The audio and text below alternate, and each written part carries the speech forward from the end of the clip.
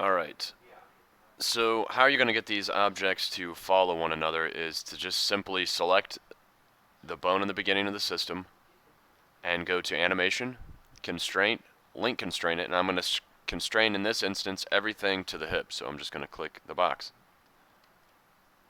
Or should I do the sphere? Let's try the sphere. So animation, constraint, link constraint to the sphere. Alright, and now I'm going to do this bone here. So animation, constraint, link constraint it to the sphere. And now I'm going to do the tailbone. Make sure the tailbone moves with the sphere. So animation, constraint, link constraint to the sphere. Make sure you're clicking on the sphere and not accidentally on a bone inside of it. So now I'm just going to do each one of these legs. So click on this bone right here, and animation, constraint, link constraint it to the sphere and not accidentally a bone inside or a handle that you can't see clearly. Animation, constraint, link constraint, sphere. And that should do it, other than this bone right here. Animation, constraint, link constraint, click on the sphere.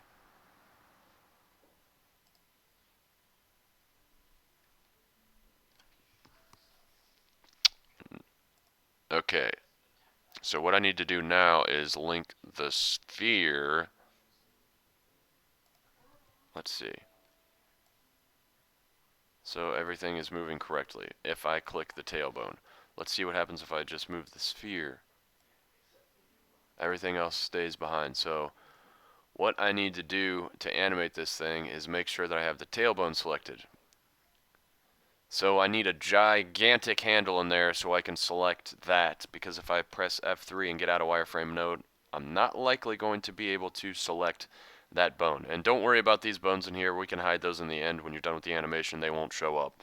So F3 again. I'm just going to add a gigantic handle in there so I can move the body easily. So IK solver, IK limb solver, and I'm going to click on this limb here so the handle goes right where I want it to go. And I'm just going to make that handle big. So the size is somewhere over here. There it is.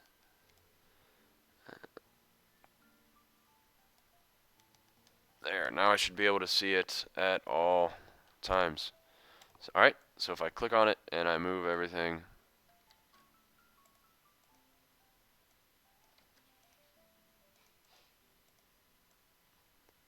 it just moves itself.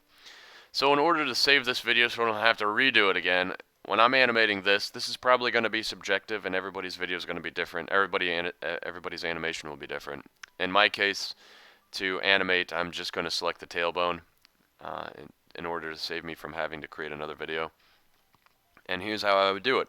So I'm pressing end to turn on animation, or you can click auto key here. And I want to hit the plus sign when I want to start the animation. So I want this guy to start moving, let's say at 5 frames. So I'm going to skip ahead to 5, click the plus sign, and I'm just going to move him ahead, let's say this much.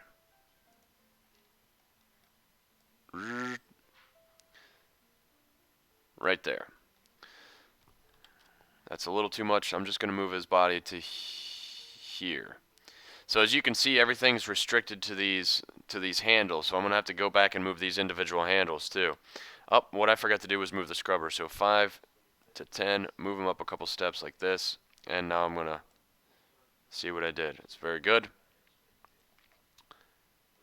Alright, and now what I have to do is do the legs individually. So I want this leg to start moving first.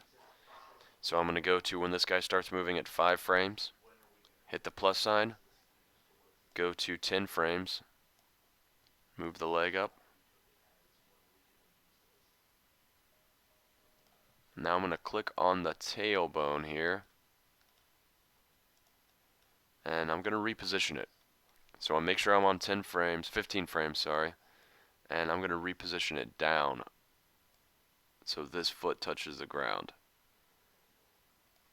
So this is going to be a lot of trial and error and incremental animation. So I'm assuming I'm going to have a million questions. So my suggestion to you is to just simply take your time and try to do it Don't try to rush through this. So this is going to be the foot that moves first. So at 5 frames, I'm going to click the stopwatch here at 5 frames. And when that foot hits the ground, this one is going to take off. So I'm going to lift it in the air here.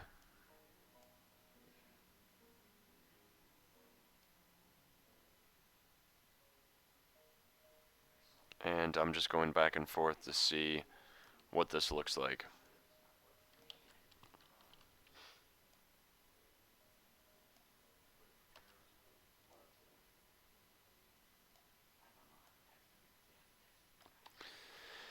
Alright, so the legs are going to take some time.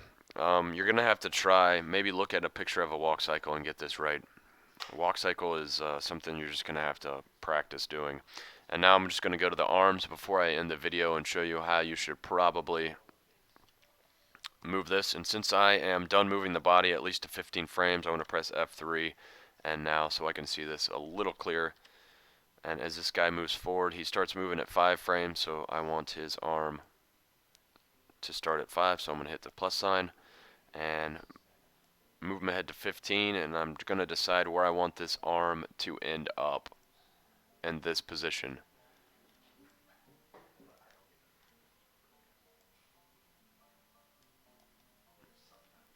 Okay, so this guy's a little out of sorts, as you can see. He's walking around, and now I'm going to go back to this other hand. So this is just what you have to do. You have to do each limb individually. It's a lot of tedious animation, but that's the only way that this works. So now to 15 frames, and where do I want this position of the arm to end up? Like maybe right there, out here.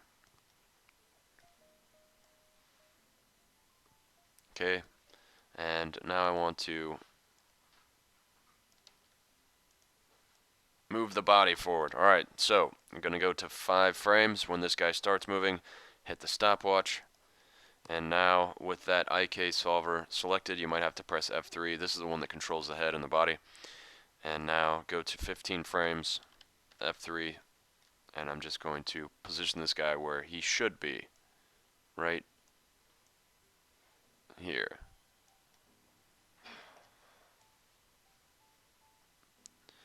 And then you've got the tail.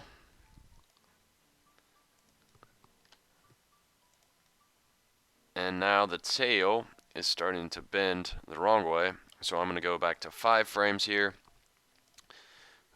start the animation, and go to 15 frames and figure out where I want it to end. Maybe I want it to end there, and maybe in between. So the thing with this is 3ds Max is not very good at rotating. So if I wanted this guy to start moving around,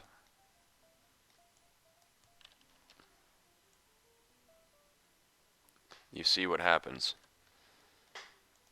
So you have to just slowly start turning the foot like so if you want this foot to turn.